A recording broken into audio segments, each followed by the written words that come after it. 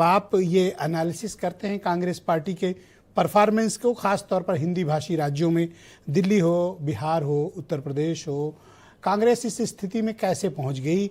और अब बिहार की जो पराजय हुई है उसके बाद कांग्रेस और समाजवादी पार्टी के अलायंस में सीट शेयरिंग पर आपका क्या आकलन है?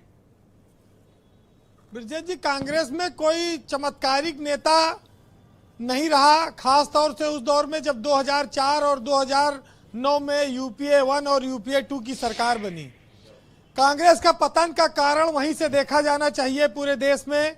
और आज तक उसके बाद से 2004 से 2025 में हम खड़े हैं, या कई साल हो गया, कांग्रेस उभर नहीं पा रही है।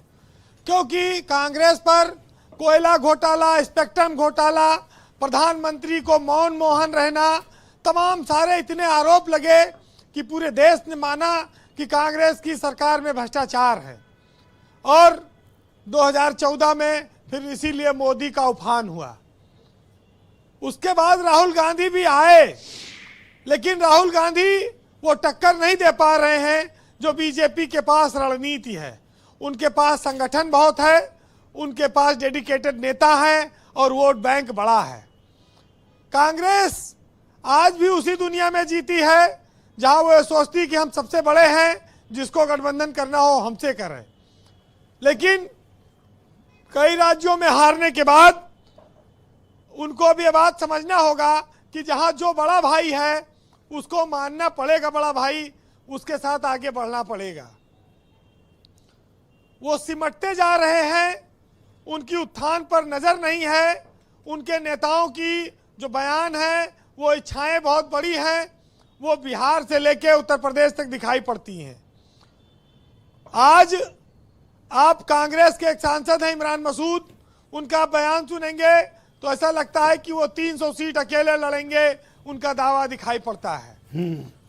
गठबंधन में जो सम्मान का भाव होना चाहिए वो समाजवादी पार्टी के साथ नहीं दिखा अभी तक इन लोगों का। राहुल और अखिलेश के बीच तालमेल चाहे जितना बेहतर हो, लेकिन नीचे के लेवल पर नेता समाजवादी पार्टी के खिलाफ कांग्रेस वाले काफी तल्ख बोलते रहे हैं और उनको रोका नहीं गया।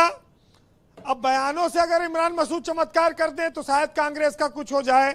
वैसे उनको ये जानना और समझना होगा कि लोकसभा की स्थिति भिन्न होती है और विधानसभा चुनाव की स्थिति भिन्न है। लोकसभा में मुसलमान ये जानता है कि देश में अगर कांग्रेस सरकार बना सकती है तो वही बना सकती है बीजेपी के खिलाफ, लेकिन विधानसभा में उसको ये पता है कि कांग्रेस यहाँ सरकार नहीं बना पाएगी अपने दम पर। उसको समाजवादी पार्टी की ओर इसलिए वो मुड़ जाता है। और कांग्रेस अगर यहाँ सीट 100-150 मांगेगी तो फिर वो बीजेपी के से मुकाबला नहीं कर पाएगी। वैसे भी 2 विधायक हैं इनके पास, कुल 403 में 2 एमएलए। कितना मिलना चाहिए गठबंधन में पार्टी को? खाली राष्ट्रीय स्तर की पार्टी है। तो आप ये मानते हैं कि बिहार नतीजों ने उत्तर प्रदेश में इनकी पॉलिटिकल पोजीशन को बहुत बड़ा सेटबैक दिया है? ब्रजेश जी, आपने एक बात बहुत अच्छी कही, जो चुनाव हारते हैं उनको अपनी आलोचना सुनने के लिए तैयार रहना चाहिए राजनीतिक लोगों को।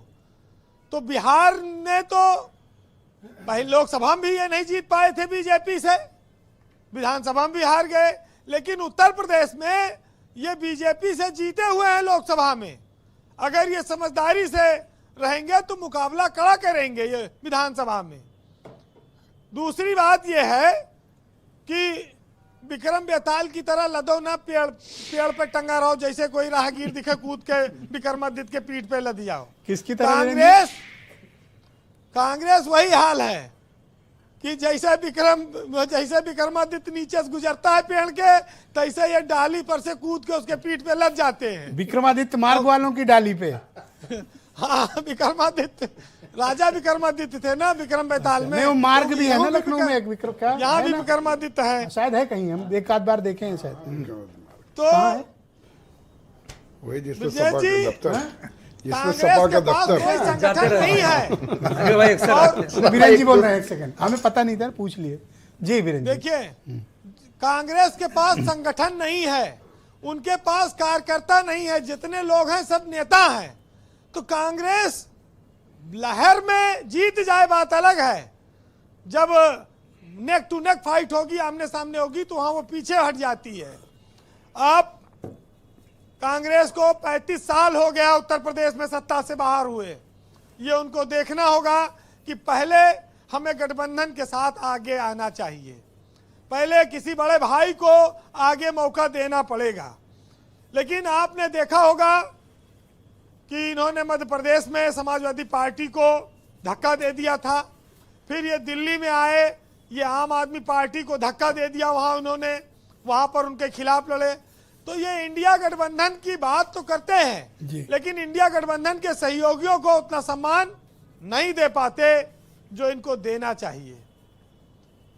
तो कुल मिला के बात इतनी है ब्रजेश जी कि गंगा जी में वही पाप धुलते हैं जो अनजाने में किए गए होते हैं।